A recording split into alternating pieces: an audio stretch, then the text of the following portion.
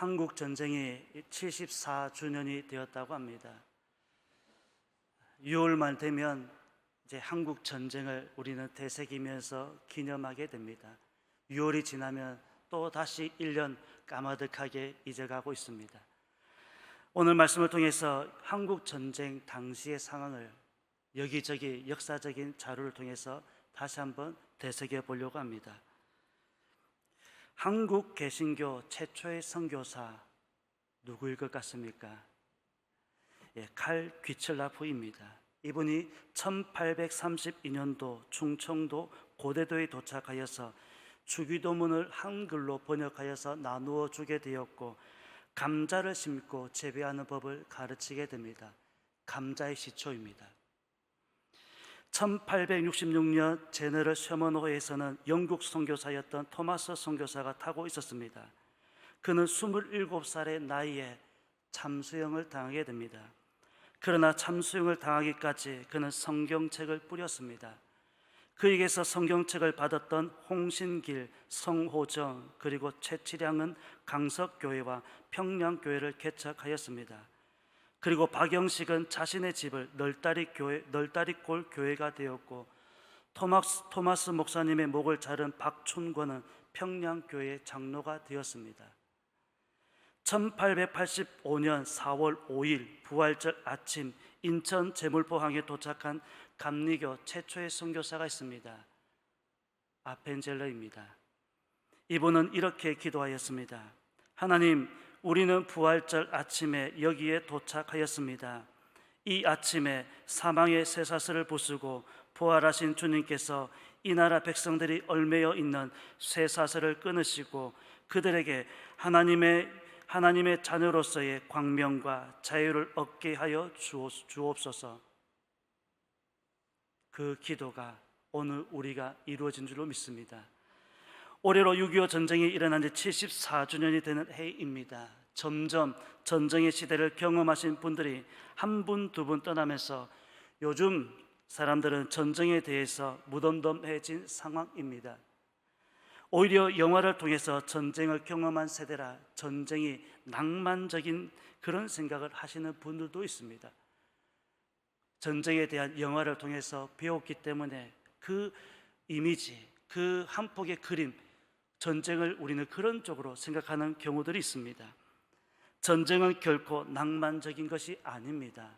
살기 위해서는 죽여야 하는 상황, 같은 언어를 사용하고 같은 피부색을 가진 사람들끼리 총칼을 겨누었던 안타까운 현실이었습니다. 국제적으로는 한국전쟁이라고도 하고 6.25 사변이라고 하는 전쟁은 1950년 6월 25일 새벽 4시에 북한이 242대의 전차를 앞세워서 시작이 되었습니다. 한국전쟁은 1950년 6월 25일에 일어나서 1953년 7월 27일까지 3년 1개월 2일 동안 일어난 전쟁입니다. 6.25 사변으로 참여한 국가는 한국을 포함해서 16개 국가가 참전하게 되었습니다. 의료 지원국으로는 5개 나라가 참전하게 되었고, 그 외에도 38개 나라에서 물자와 물품들을 지원하게 되었습니다. 소련의 지원으로 군사력을 키운 북한이 38도선 전역에서 남침하여 3일 만에 서울을 점령하게 되었습니다. 한국군은 북한의 앞선 병력과 무기에 밀려서 한 달 만에 부산, 즉 낙동강 부근까지 후퇴하고 말았습니다. 이어 미국 주도로 유엔 안전보장 이사회가 열려 유엔군이 파병이 됩니다. 유엔군은 9월 15일 인천 상륙작전의 성공으로 서울을 되찾게 되었고, 그 여세를 몰아서 압록강까지 진격하게 되었습니다. 하지만 북한의 요청으로 중국군이 개입하자 다시 서울을 빼앗기고 말았습니다. 이후 1953년 7월 27일 휴전 협정이 체결될 때까지 전쟁은 계속되었습니다. 3년 동안의 전쟁으로 인명피해는 약 450만 명 정도에 달한다고 합니다. 이는 당시 인구의 4분의 1에 해당하는 인구였습니다. 1950년도에 남한과 북한의 전체 인구는 2천만 명 정도 되었는데 그 인구의 4분의 1이 전쟁으로 죽게 되었습니다. 남한의 43%의 산업시설과 33%의 주택이 파괴가 되었습니다. 그로부터 남북한은 휴전 상태로 오늘에까지 이르고 있습니다. 6.25 사변은 한반도 분단의 결과이며 한반도의 분단은 제2차 세계대전 종전을 전후로 아시아에서 일어난 소위 미국과 소련의 견제와 타협에서 비롯이 되었습니다. 제2차 세계대전이 진행 중이던 1943년 11월 27일 미국, 영국, 중국 3개국의 정상이 참석한 카이로 회담에서 한국의 일본 예속이 부당하다고 인정하고 적절한 시기에 한국을 독립시키자 합의가 되었습니다. 1945년 2월 얄타에서 개최된 미국, 영국, 소련 3개국의 정상회의에서는 일본이 항복한 후 한반도는 미국, 영국, 중국, 소련 4개국에 의해서 일정 기간 통치를 거친 이후에 통일을 하자, 독립국가로 만들어주자라는 회의가 진행이 되었습니다. 그러나 일본의 군사력을 과대평가한 미국은 일본이 상륙할 때 일어날 피해를 우려하여서 소련의 참전을 요구하게 됩니다. 그러나 소련은 참전을 계속해서 지연해 오다가 미국이 히로시마에서 원자 폭탄을 투하한 지 2일 후인 1945년 8월 8일에 한반도를 향해서 진격하기 시작하였습니다. 마침 소련군은 빠른 속도로 남진하고 있었고 당시 미군은 오키나와와 괌 일대에 군사를 주둔하고 있었기 때문에 소련이 한반도 전역을 점령하는 것을 막기 위해서 38도선을 미군과 소련의 경계선으로 정하고 북쪽에서는 소련군이, 남쪽에서는 미군이 진주하여 일본군과 맞서기 시작하였습니다. 그러나 미국과 소련 양측의 한반도의 장래에 대하여 분명한 계획을 가지고 있지 않았으며 시간이 흐르자 양측의 의도가 드러나기 시작하였습니다. 당시 소련은 북한을 공산화시키고자 하는 이 생각들이 강하게 작동하고 있었습니다. 미국과 소련은 당면한 문제를 해결하기 위해서 미소 공동위원회를 구성하였고 1946년 3월과 1947년 5월에 서울에서 회의를 하였지만 합의점을 찾지 못하였으며 한반도의 문제는 1947년 9월에 유엔으로 이관이 되었습니다. 유엔은 한반도의 문제를 취급하기 위하여 위원단을 구성하였고 한국 정부 수립을 위하여서 1948년 5월 13일까지 선거를 실시하기로 결의하였습니다. 그러나 소련군의 점령하에 있는 북한에서는 소련의 겁으로 선거는 실시하지 못하였습니다. 반면 남한에서만 선거가 실시되었습니다. 선거 결과 의회가 구성되었고 의회에서는 이승만을 대통령으로 선출, 1948년 8월 15일 독립을 선포함으로써 대한민국 정부가 탄생하게 되었습니다. 소련은 8월 28일 북쪽에서 소련식의 선거를 실시하여 1948년 9월 9일 이른바 조선인민공화국이라고 하는 공산정권 발족을 선포하게 됩니다. 이로써 제2차 세계대전 이후 38선은 가장 긴장된 양극체제의 국경선으로 변하게 되었습니다. 38도선을 경계로 남북한의 2개의 독립된 정부가 들어서면서 대립은 더욱더 격화가 되었습니다.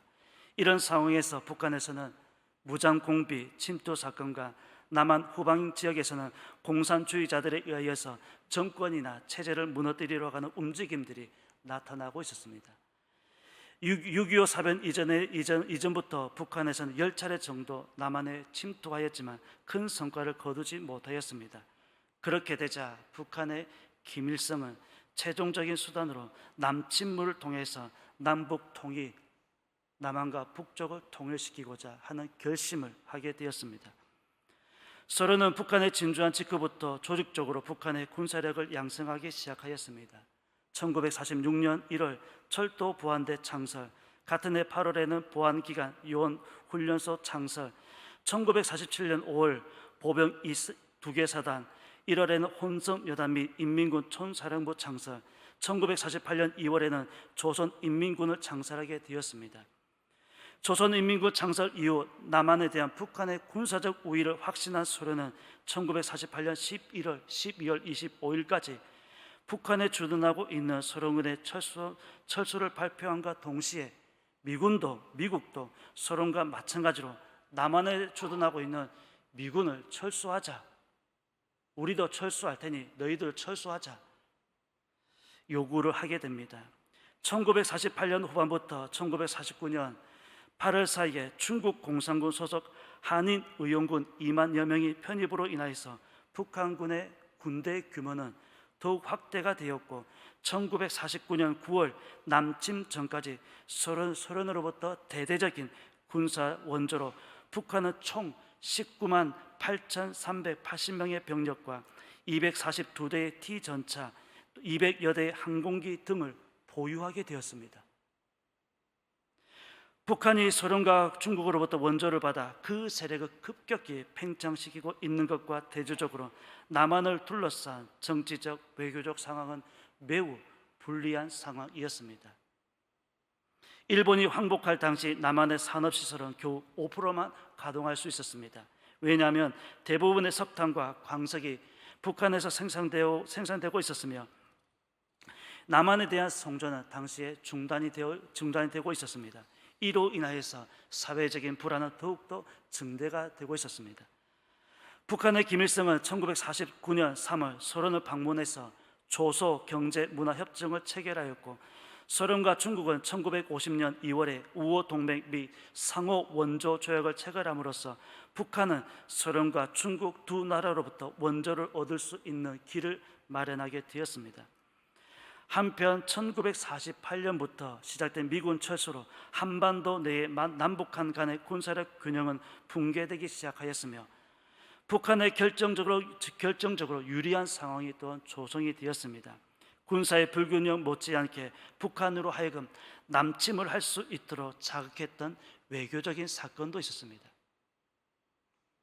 1949년 메가더 장군이 한 기자와의 회견에서 한반도가 미국의 방어선 밖에 있음을 암시하는 설명을 합니다.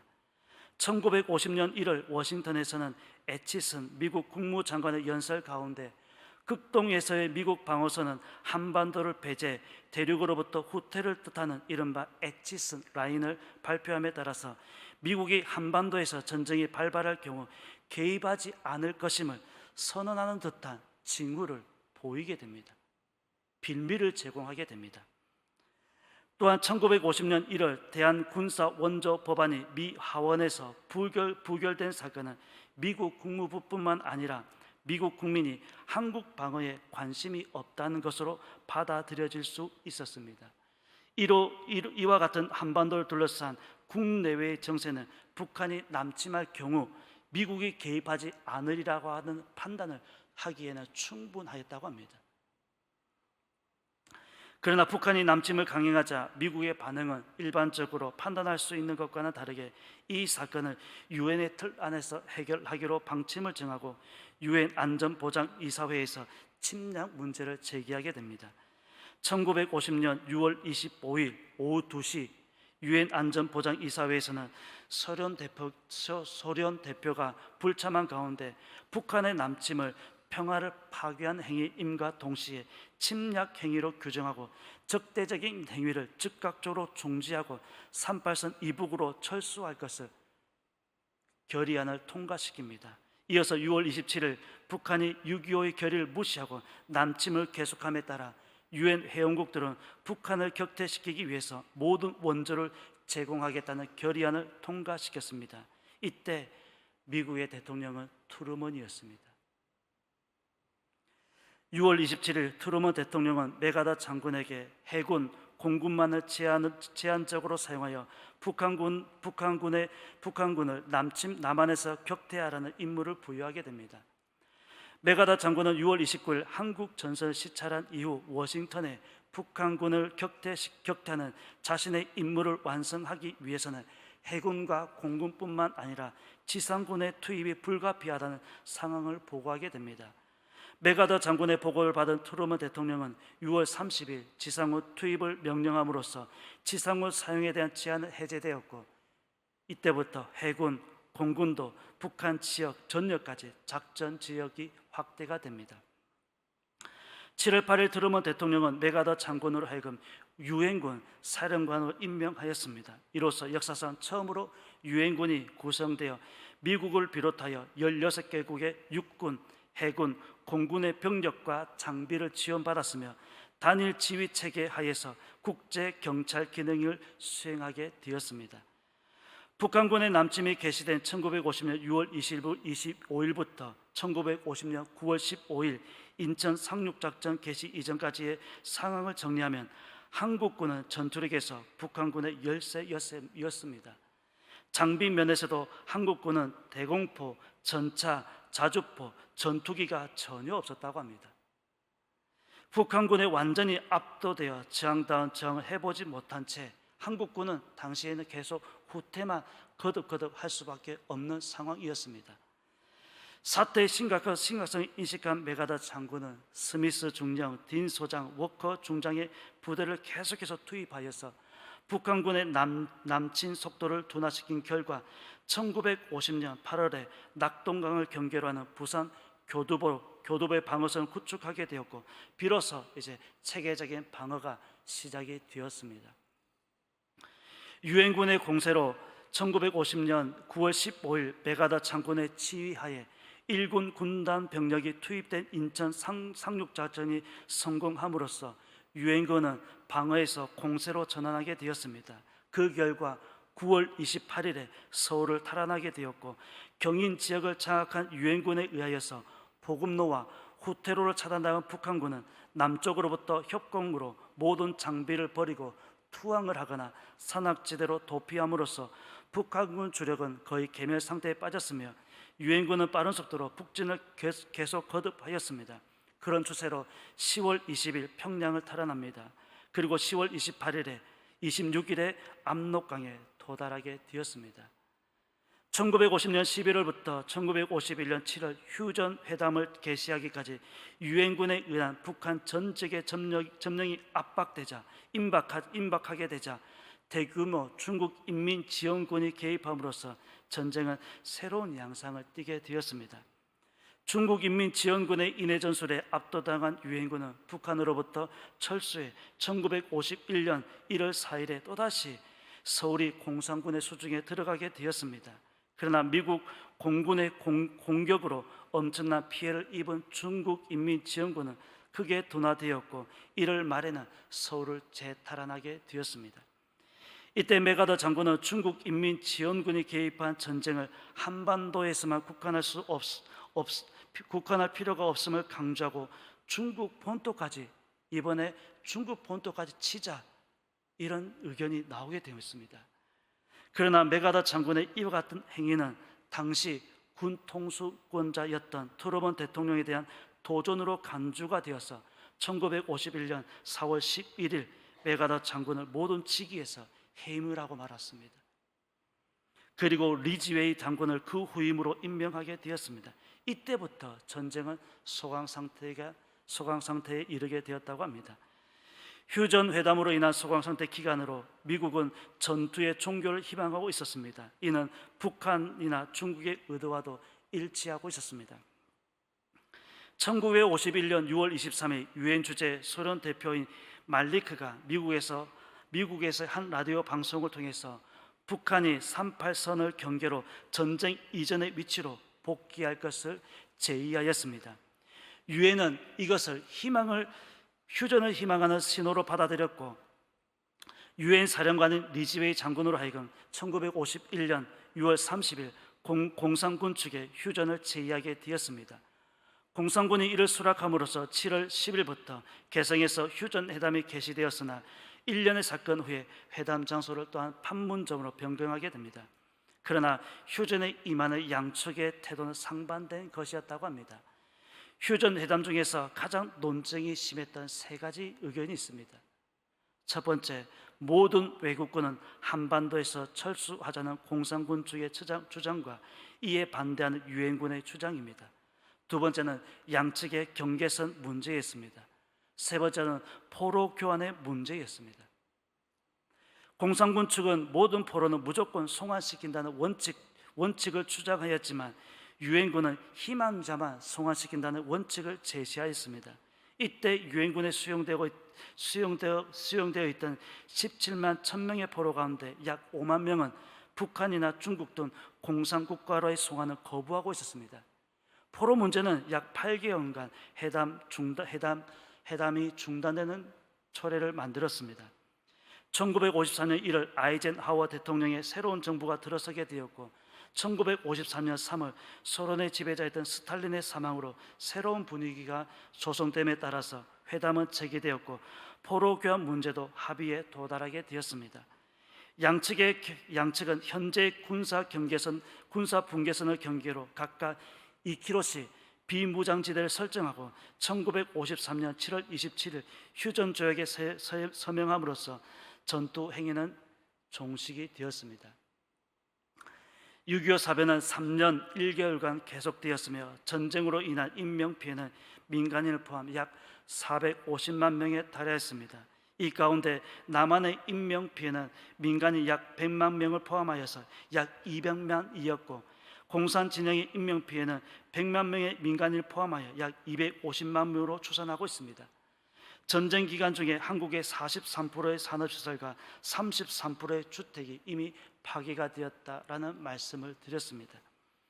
한국과 유엔 참전국들은 유엔의 감시하에 자유총선거 실시와 그 결과에 따라 민주적인 통일정부 수립을 주장한 데 반하여 공산군 측은 오로지 유엔군의 철수만 주장함으로써 합의점을 찾지 못하였고 같은 해 6월 회담은 결렬되었으며 남북한은 항구적인 평화가 아니라 휴전 상태에서 오늘에 이르고 있습니다. 휴전 상태입니다. 전쟁이 끝난 것이 아니라 휴전 상태로 지금 오늘까지 이르고 있습니다. 6.25 사변은 유엔군과 중공군이 참전하여 전쟁이 장기화되었고 완전한 승리를 거두기 어렵다는 판단하에 1953년 7월 27일 휴전협정을 체결하게 되었습니다. 휴전협정은 1954년 7월 27일 국제연합군 총사령관과 북한군 최고사령관 및 중국인민지원군 사령관 사이에 체결한 한국군사 정전에 관한 협정이었습니다. 정전협정은 판문점에서 체결이 되었으며 6.25 사변은 평화적인 해결이 이루어질 때까지 한국에서의 적대 행위와 모든 무장 행동을 완전히 정지시키기 위한 체결이 이루어지게 되었습니다. 1954년 7월 27일 오전 10시 한국 판문점에서는 영문, 한국문 및 중국문으로서 작성이 되었습니다. 국제연합총사령관 미 육군대장 마크 클라크, 조선인민군 최고사령관 김일성, 중국인민지원군 사령관, 조선민주주의인민군 공산국 원수 팽덕회, 이렇게 세 사람이 사인이 되어 있습니다. 여기에는 한국은 철저하게 배제가 되었습니다. 트루먼 대통령은 자신에 대한 도전이라고 생각했지만 메가더 장군은 중국 본토까지 치고자 했던 계획은 실행이 되지 못하였습니다. 당시 외람되지만 중국까지 쳤다면 지금의 상황은 확실히 달라졌을 것입니다. 메가더 장군이 인천 상륙작전을 계획할 당시 태풍이 일어났다고 합니다. 그리고 조수 간만의 차이로 인하여서 평균 7m의 파도가 일어나고 있었습니다. 배가 항구에 접안하기에는 매우 악조건이었습니다. 당연히 사람들의 반대는 극심하였습니다. 안 됩니다. 할 수 없습니다. 한 인사는 성공률이 5000대 1이라고 주장하면서 격렬하게 반대하였다고 합니다. 메가더 장군은 오히려 이런 난점이 적의 허점을 찌르는 기습이 될 수 있다며 자신의 뜻을 굽히지 않았다고 합니다. 메가더 장군이 즐겨 사용하던 말이 있습니다. 전능하신 하나님, 전능하신 하나님. 이 말씀을 끊임없이 되새기고 했다고 합니다. 여러분, 하나님은 전능하신 분이십니다. 여러분, 개신교가 한반도에 들어올 때 이 정도 부흥할 것이라고는 누구도 상상하지 못하였을 것입니다. 그럼에도 불구하고 하나님께서는 이 민족에게 베푸신 은혜인 줄로 믿습니다. 모든 것으로도 열세였지만 하나님께서 베푸신 은혜입니다. 우리가 이것을 잊어서는 안 되는데 점점 잊혀가고 있습니다. 잊혀져 가고 있습니다. 하나님의 은혜를 잊어가고 있습니다. 오늘 본문은 잘 아시는 말씀입니다. 전쟁은 하나님께 속한 것이라고는 다윗의 고백입니다. 전쟁은 하나님께 속해 있습니다. 다윗이 골리앗을 향해 나갈 때 외쳤습니다. 만군의 여호와의 이름으로 나아가노라. 만군의 여호와의 이름으로 나아가노라 라면서 다윗이 나아갔을 때 그 골리앗과의 전쟁에서, 그 열세했던 블레셋과의 전쟁에서 당당히 승리할 수 있었습니다. 다윗은 확신하고 있었습니다. 이 전쟁의 주관자가 하나님이시라는 것을. 한국 전쟁 당시 총사령관이었던 메가다 장군은 이미 알고 있었습니다. 하나님께서 이 전쟁의 주관자이심을. 그래서 하나님을 믿고 나아가게 되었습니다. 전쟁의 폐허 속에서도 그리스도인들은 기도하였습니다. 열심히 부르짖었습니다. 하나님, 이 민족에게 은혜를 베풀어 주옵소서. 지금 우리가 그 은혜 가운데 살고 있는 것 아닙니까? 지금 우리가 그 은혜를 누리고 있는 것 아닙니까?